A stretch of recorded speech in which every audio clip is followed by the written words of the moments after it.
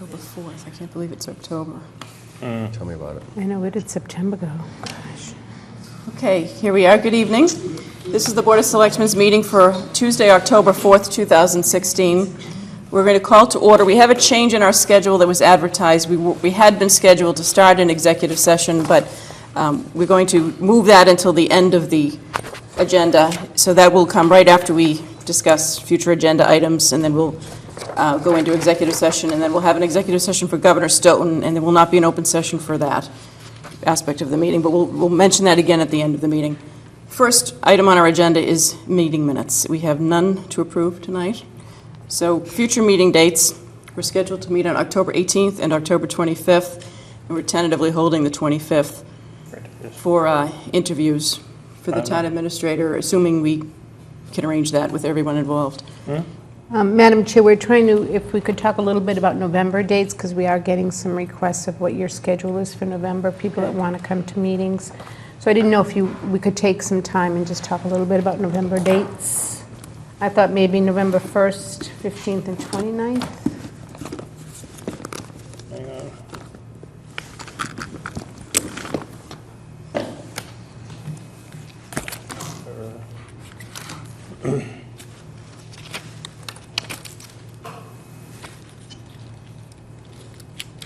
I see no issues with those dates for me. First, okay, 15th and 29th, yeah, Laura. They work for me as well. Okay, great. Thank you.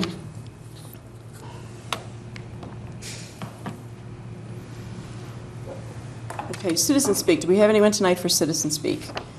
Seeing none, we are going to move on to a conference with the Milton Playground Planners, and we have Kim Conroy to join us tonight representing the Playground Planners. Good evening, Kim. Come on up. Yes, please have a seat and join us at the table. Hi, everyone. Hi. Thank you so much for inviting us to come in tonight. I just wanted to, I think most of you know about the Milton Playground Planners, but I thought it'd be smart to come in, give an update on where we are and where we're going and how you and the rest of our neighbors could help us. Kim, I'm sorry to interrupt, but could you just, for our meeting minutes, could you just give us your address? Oh, sure. It's 19 Emerson Road. Thank you. So the Milton Playground Planners were formed by a group of our neighbors who were concerned about the current state of our playgrounds. And we came together to form a nonprofit with the sole purpose and mission of renovating 4 of our existing playgrounds. So it's Kelly Field, Shields Park, Mary C. Lane Playground, and Andrews Park. The cost of the renovations are approximately $750,000. The renovations, the goal of the renovations, I should say, is to make sure that our parks are unique, up-to-date, safe, and inclusive for families of all ages and abilities, including those with physical limitations. So $750,000 was a pretty hefty goal. We've been working eagerly and anxiously since January of this year to raise the funds. And I'm proud to say, as of late, we've raised about $75,000 on our own, and that's through private donations and grassroots fundraising efforts. We have $125,000 that were generously allocated from the Capital Improvement Committee in Milton, $20,000 from the state, and then most recently we received a challenge grant from the Copeland Foundation, which when we raise $200,000 on our own, we will have that generously matched by them, so that becomes $400,000. So we're really proud of our efforts and really proud of our community for pitching in and all the work that we've done, but we still have a long way to go. And so tonight I wanted to tell you about what we're expecting to be our biggest fundraiser of the year and most fun. On October 22nd, we are having a masquerade ball at the Hoosick Club from 7 to 11. It's a Saturday night, and it's really been a big effort from everyone involved in the committee as well as other community members. One of Milton's own, DJ Jackson Blue of Hot 96.9, is donating his time to DJ the event. Lisa Donovan from Kiss 108's Maddie in the Morning Show is going to be our host and MC as well as costume judge. I should say costumes are strongly encouraged but not mandatory, but we will have prizes for the top 3. And just the community as a whole has been phenomenal as far as donations, not just Milton, but our surrounding towns, all the way from Boston, Quincy. We have several different ways to participate in donating that night. There will be a silent auction, which we have nearly 80 items, going from JetBlue tickets to Anywhere, to Disney park hopper passes, ski resorts. We have ski packages, different dental packages, beauty, from anywhere from spa, fitness packages. So there's something for everyone, starting at price points of $25 up to $200. We'll have 5 live auction items that night that I don't want to give away, but I think they'll generate a lot of excitement that night. And then a kind of unique fundraiser that evening is going to be a prize patch. So it's going to be a pumpkin patch of prizes, and for a $20 donation, you get to pick from the prize patch. You're guaranteed to be a winner, and you could win anything from a $5 gift certificate to a $100 gift certificate, a bottle of wine, alcohol. So there's a lot of fun things happening that night, a lot of energy. And we can sell up to 250 tickets, which are available on our website, which is www.miltonplaygroundplanners.com under the events section, as well as on Eventbrite. So I encourage all of you to buy tickets and come support us and bid on lots of fun auction items. I mean, there's things that I think people would want to get anyway, but this way the money will go to our playgrounds. So that's about it. Are there still sponsorship opportunities for the event? Yes, there are. Of course there are, and I'm sorry, I should have mentioned that. We have 4 different levels of sponsorship, starting as $100, ranging up to $5,000. And we've had, again, it's been a wonderful turnout of people that are interested in supporting us. So I can forward you that information, and if anyone's interested or you want to share it, that'd be great. It's great. I bought my tickets today, and it just looks like a tremendous event. Thank you. And I think that you guys have really worked diligently and really well. You've engaged everybody in town. Thank so I think you. that there's no question you're going to attain your goal. We hope so. And again, I think this is a fun way to do it. It's a good, it's not often we get to bring a community together for a purpose that really will benefit everyone, whether or not you have small children or grandchildren, but it's only going to help increase property value in town and the worth of Milton.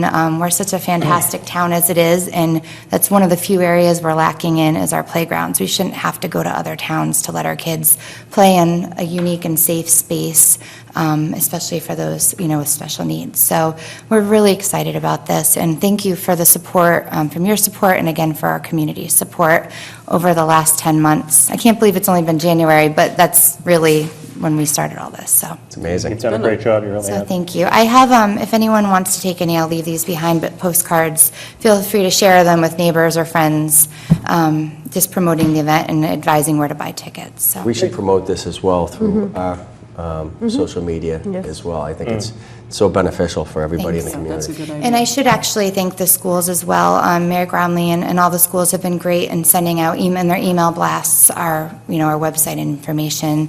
Same thing with some of the parochial schools in town, so. Well, as David suggested, we can get out on our Facebook page too and Twitter. Great. Yeah. Absolutely. All those avenues. Yeah, in personal, Facebook, and all of that. I mean, this is it's a great accomplishment, so far. And it's a will be lot even of young working parents who are doing all the work. So they've got Excellent. full-time jobs, they've got young kids, and they're Yeah, putting and in it all is a this lot of work. volunteer time, which you've had some fundraisers. I know there was the big yard sale in the Yeah, spring, and yeah. you've had some different events, but this sounds like it's going It's to a be big one, quite an so. event. And Fingers crossed it goes smoothly. an awful lot of work. So But it's guaranteed to be a lot of fun, so Kim, we hope has to there- see all of you. Has there been any thought of asking the park commissioners for naming rights? And So you're giving a peek under the tent in that question, but I guess I can share.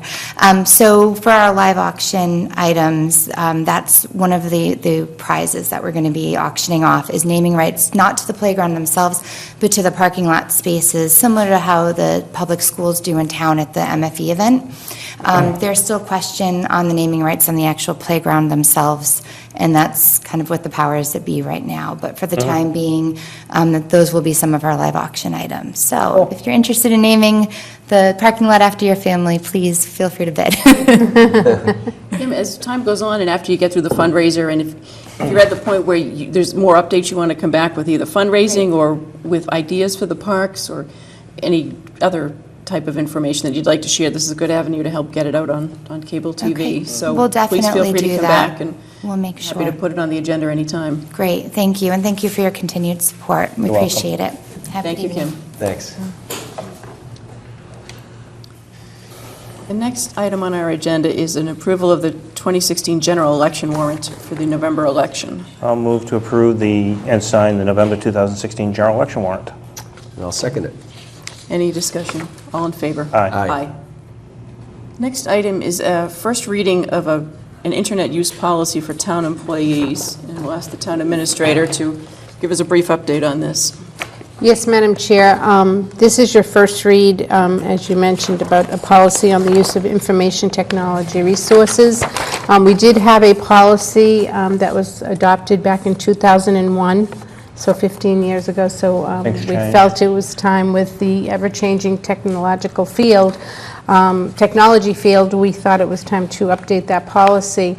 So this policy kind of just drills it down a little bit more than the original policy did. It talks about the user's responsibility. It talks about the prohibited uses of our equipment, town equipment. It talks about data confidentiality. It talks about emails and public records law. And it also, which I think is really important, it talks about email etiquette, and as Town of Milton employees, it's really important that we communicate in a professional manner, and I think that's really important to stress when using our technological devices. It talks about network security and computer viruses, and then it talks about privacy.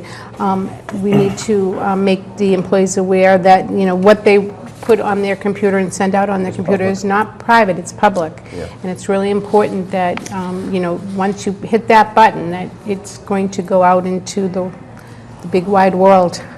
So, I did have one question, or I guess clarification maybe for me, and that's on item 7, network security, computer viruses, where it talks about computer programs, attachments, and files that are imported from other sites should not be downloaded.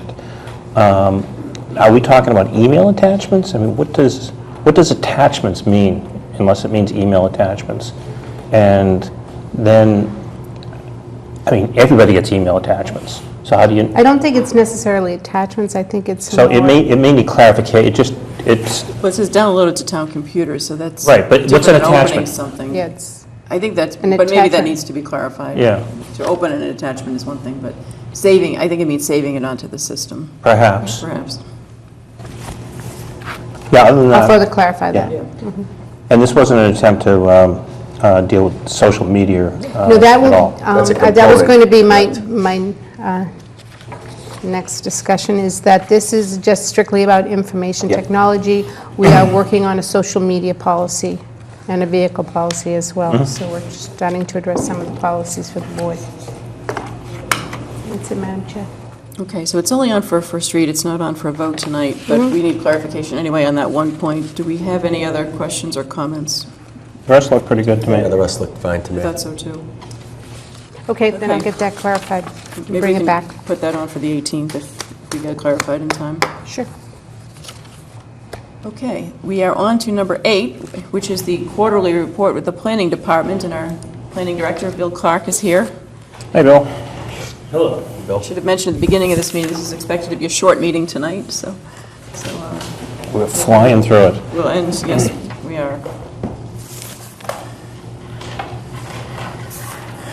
Actually, before you start, Bill, it's off of our agenda in front of us on the computer, but we had the Henry's matter on the public agenda, so just to let people know, we are deferring that. That will not be heard tonight. So the Henry's project was on the agenda, but is not going to be discussed during the public meeting, and will just be subject, would be a part of the executive session.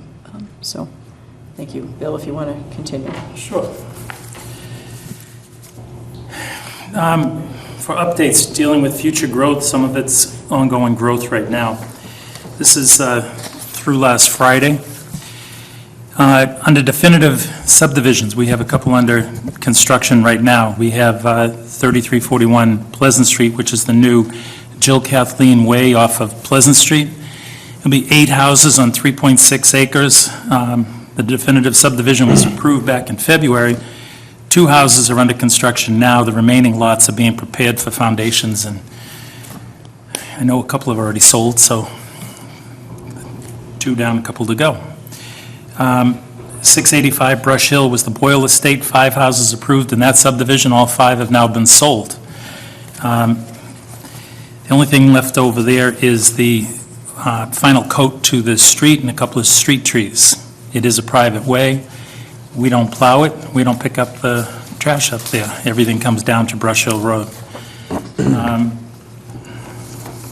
That one's going good, and they went for very good prices, so a little bump to the taxes. Special permits, we have St. Pius property, 865 Brush Hill, which is the Woodmere project. Development of 36 planned unit townhouses comprised of 4 affordable units. The development's currently underway. The road layout is constructed. The first 4 buildings are up in various stages. Plans for the remaining buildings are in front of the building commissioner. I would expect the first units to be ready for occupancy in early 2017. About 20% of the 36 units are under agreement. The 4 affordables should start this winter to be constructed, so they should be ready by next summer. In applications that are under review by the planning board, 345 Highland Street, a 7 buildable lot cluster development. It's going in its final site plan review and stormwater peer review approval. Should happen probably not at the first meeting, but the second meeting, which I believe is the 26th. They're going to switch it from Thursday to Wednesday of October. 1259 Brush Hill is 5 Form A lots on a 13-plus acre site. There's a site walk for that tomorrow evening, and the decision should be voted October 13th. What does that mean, Form A lot, Bill? It's called an A&R, approval not required. Oh, okay. They have adequate frontage, adequate square footage. Doesn't have anything to do with the zoning, doesn't have anything to do with wetlands, as long as it has frontage on a accepted way by the town. I see. Town Farm, the Pulte development, 23 single-family homes on 30 acres by cluster development. It's a special permit. It is before the board. The board will meet again next Thursday to start reviewing some of the stormwater issues and some of the easement and the layout of the individual lots. Then a couple more meetings and we'll see. We should have there's an end that's not too far away. Pending projects under discussion, the Carberry Estate by Northland Residential. Presently, it's 64 townhouses on 49 acres. That would be a zoning change, and I'm not sure when that would be coming forward, but sooner rather than later. They are meeting with the neighbors. They've had several meetings in the last month. They've got a couple more planned, and we'll see where it goes. That's their plan, is to do 64 on 49 acres. It'll be all 2-unit townhouses. And 3 of the existing buildings are good? That would preserve 2 of the existing, the big one, which is called the Manor House, Yep. and the second one is the Walcott House. The Walcott House would remain a single-family home, and the Manor House, that's still going through design. Probably a couple of units upstairs and common space downstairs. But again, it's going through design. The Ice House is a mixed-use development over on the Parkway. Again, Northland Residential. It's mixed use, going on, ongoing discussions with the neighbors and DCR. With DCR, it has to do with access because it's on the Parkway. The neighbors like the idea of the mixed use. They like the idea because the project can help do something with the conservation land on Pope's Pond. There should be some kind of linkage to it. Major projects not under the planning board's umbrella. East Milton parking. Howard Stein Hudson contract with the town to the state is virtually complete. You've got copies of the 2 documents that we have to turn in that Howard Sign Hudson has turned in to Mass Highway, MassDOT. Those documents have not yet been turned over to Federal Highway, but they have been undergoing discussion with them.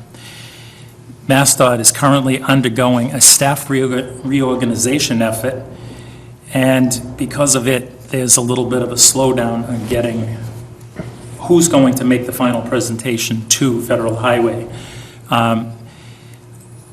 What are going to be the roles and responsibilities within the office in the next 2 weeks are, this was a week ago, so this coming week, within the office. After that, it will be formally, the entire document will be formally submitted to Federal Highway. So probably next week, Bill? Yes, Okay. And you can keep following up with that and let us know once that's submitted. a couple of times a week. Uland Skating Rink, the town is currently working under a one-year permit extension. I've been working with Curry on the future efforts of the, by the college at the rink. I currently oversee the management contract with Curry. This oversight leads to frequent discussions with DCR, Curry College personnel, rink users, and the public. We are still looking for a 25-year lease, so the 25-year lease committee is scheduled to meet. I can tell David that it is the 19th because I've got 3 out of the committee, so that seems to be the preferred date. The rink opened Tuesday, September 6th, and some of the stuff that happened since then, or just before it opened, Curry repaved and reconfigured the manager's lot, the Zamboni lot. At the end of August, they did this at their own expense. The lot's been reconfigured to allow for a new storage, a new snow melt storage area. The paving project went before the Conservation Commission in July, since it was in 100 feet of the adjacent wetlands. Conservation Commission gave the town permission to do this if the town would go in and remove some of the invasive plants that were strangling some of the native trees on the edge of the wetlands. Milton DPW removed the invasives and a dead tree that was leaning towards the rink's roof. Right after that lot got done, DCR reconfigured the parking scheme by restriping the main lot. By turning the original scheme 90 degrees, the lot now has an additional 40 parking spaces. Wow, that's a lot. It is. That was something that Bob O'Connell from Curry had asked DCR to consider. DCR had their people look at it and said, absolutely. 40 cars that don't have to park on Unquity Road is a big thing, so hopefully we see some improvement at the first game. The Animal Shelter Building Committee. I handled the site issues for the selectmen of the Quarry Street land, wetland identification, the survey issues, and utility locations. Tim Zawinski is currently assigned to handle the day-to-day committee issues. The Animal Shelter Building Committee's RFQ went out, the responses are in. The committee is currently reviewing architect qualifications. The selected architect should be announced shortly. Under sign review, a new signage bylaw rewrite is underway with input from the Planning Board and the Sign Review Committee. Discussions are ongoing. Seasons Hospice went to the Zoning Board of Appeals to gain permission for a sign per their ZBA special permit. Seasons had met twice with the Sign Review Committee to discuss the initial signage ideas. Both parties worked on a design that was forwarded to the Zoning Board. The ZBA issued a variance allowing the requested signage. The sign actually is going to be very similar to the one in front of the library. It'll be granite, it'll have just the letters on it, and then it'll also have a small plaque stating where the granite base had come from. That's not the granite on the top, but the granite base is going to be made up of some of the blocks from the original house on that site. That's nice. That's nice. And that's it. Bill, on the sign bylaw, when we met with the planning board, I don't know, a few months ago now, there was some talk about shifting that from this board to the Board of Appeals. Has there been any discussion with the chair of the Board of Appeals to get some input as to their thinking and whether that's something they'd even be interested in taking on or willing to take on? He doesn't want it. Nobody wants it. But that discussion has taken place? I'm sorry? The discussions are taking place? I did ask him Okay. directly, and he's like, we don't do signs. All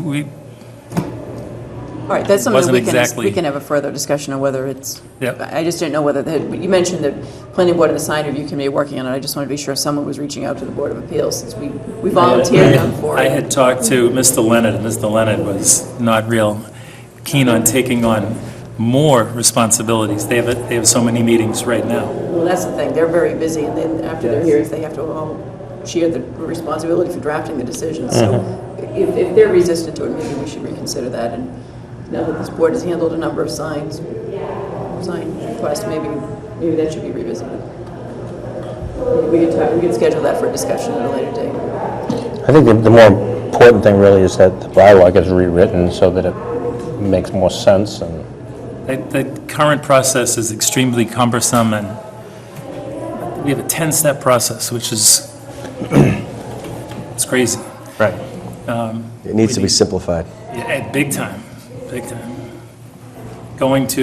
Presently you go to the building commissioner and ask for a building permit. He gives you a letter of denial. Your letter of denial is your ticket to in this case, to the sign review committee. If it is a sign in a residential district, it would go to the zoning board of appeals. The zoning board of appeals could take and issue a variance like they did with the hospice, or they could push it back and give it to the sign review and let sign review bring it this way. If we go to sign review, after sign review looks at it, I have to take it to the planning board. I have to get the planning board to look at it, get their okay, then I have to come here. Then we have to plan for a two-week publication, then we have the hearing here, you get to vote on it, back to the building commissioner. Like Tom said, there needs to be a change in the bylaw, and, we looked at best practices at that planning board Yep. meeting, what other towns are doing, and so we really need to get cracking on that. And for as much as we look at what other towns have, it's easy to say, I like the signs over in pick a town. Hingham or something. They don't necessarily match what their zoning says. No, but there are some basic principles that I There think are. that we can follow. And I like that idea, we've done that, we've taken what we like best from a bunch of these, but to think that it's going to be a panacea and Yeah, no, I understand. it just Understood. doesn't happen. But I think we need to make a change. Yep, and that's taking the 15 towns we compare ourselves to and look at theirs. It just, we'll do the best we can. Right. Anything else for Bill on his report? I don't think so. All right, then thank you, Bill. Thanks, Bill. Thanks. And we're on to the town administrator's report. As we said, this is a short meeting tonight. Yes, Madam Chair, I just want to remind the board and the residents at home that Norfolk County Registry of Deeds Registrar William O'Donnell will be holding office hours in Milton on Thursday, October 20th, from 10 a.m. to 12 noon, and that will be in the Blue Conference Room. I want to remind everybody about the Council on Aging Shred Day on Friday, October 28th, from 9 a.m. till noon. That's a really great event. Last year, I know the cars were out the parking lot and down the road. So we're happy that Attorney Mike Morrissey could sponsor that for us again this year. So again, it's October 28th from 9 to noon. I just have a couple of things to report. First, two congratulations. One is to Lori Bilowitz and the Celebrate Milton organization that had a very good program on Sunday despite the rain. They moved it all indoors, but it was a great event. And that's a group that works very hard to pull all of that together during the year. It is, yeah. Very successful. And the Pearl Demore group Had a presentation. yes. I wasn't able to stay for their presentation, Yeah, but unfortunately, I was stuck on the Cape and I didn't make it up. But A great group of people there, and was. nice turnout. And the second is to congratulate a former member of this board, Catherine Haynes Dunphy, who tomorrow night will be receiving the Joe Manning Award from the East Milton Neighborhood great. Association. There's a picture of her on the front page of the Milton Times and a big announcement about it this past week. She was the first female selectman in Milton and served for over 4 decades as a volunteer for the town, including on the MWRA Advisory Board and chairing that board, which is not an easy No. area of expertise, but one that she excelled at and really built up a lot of knowledge of and did a great job for the town and for all the member communities in the MWRA. So congratulations to Kathy Dunphy on her award tomorrow night. On the issue of airplane noise, I just wanted to report one thing and also to remind people, this has been a period of about almost 10 days where we've had a lot of airplane noise over the town. One of the runways, runway 4L, is closed for maintenance, and that's contributing to some of the problem. But residents who are concerned, we're getting emails, we're getting calls, residents who do want to file complaints, and some still don't know how to go about to do that. The number at Massport to file a complaint is 617-561-3333. Again, 617-561-3333, and that office is open from 6 in the morning until 6 at night. You can reach a live person and let them know what your thoughts are about the noise situation over the town. You can also file online at massport.com. Just go to the website, look for the noise abatement, and file. There's a tab there that has information about filing noise complaints. So that's something that actually helps us build a paper record and establish the impact on residents in the town. So people who haven't yet done that, that's the information in order to file complaints. Last month at the Massport board meeting, I know, David, you were there in support of the residents who attended. There was a group of residents who, on their own initiative, went to the Massport board meeting and presented some information about the situation over Milton. One of the things that they brought to the attention of the Massport board was a resolution asking the board to, on an ad hoc basis, work with the town on a voluntary test program. And in some subsequent discussions, including yesterday, with one of the residents of the town who is an attorney, who drafted that resolution, in order for the Massport really to be able to work with the town, there needs to be some official town standing behind it. So to that end, Massport had a call that they arranged yesterday, and one of the town's attorneys and I participated in it. And there's going to be more to come on that, so I want to put that on for our agenda on the 18th so we can have more of a discussion about it. But we're trying to see what we can do to support that effort, and probably need to take some kind of a vote on the 18th on that. But in the meantime, the town's attorneys are working on preparing some materials to submit to Massport. So just wanted to report that out because it came up yesterday, couldn't really put it on the agenda. Is there anything that anyone has to report? Yeah, October 11th, the Swing for Sports fundraiser for the boosters at Wollaston Golf Course, 11 a.m. Boosters have been a great organization over many years. From a personal perspective, my dad founded it in the 70s. Oh. So it's, you know, something that I take a lot of pride in. And I know that the president of the boosters, Tom McCarthy, and Jeannie Kibble, and Gary Kelly, and all the others have put an enormous amount of legwork into making this successful for Milton sports. And I think that there's still opportunities out there for people to join in and play and to sponsor, and hopefully they will turn out in big numbers because it's a great asset to the not only to the sports but the school system. So hopefully they'll come out. That's great. Any other reports? Nope. Citizen speak response or future agenda items? Then,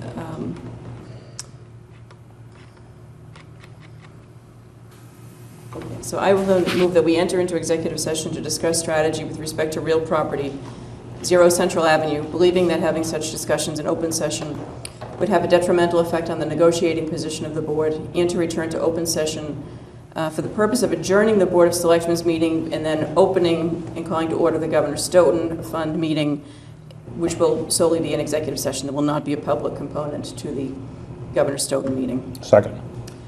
Any discussion? All in favor? Mr. Hurley? Yes. Mr. Burns? Yes. Me, yes. So now we are in executive session.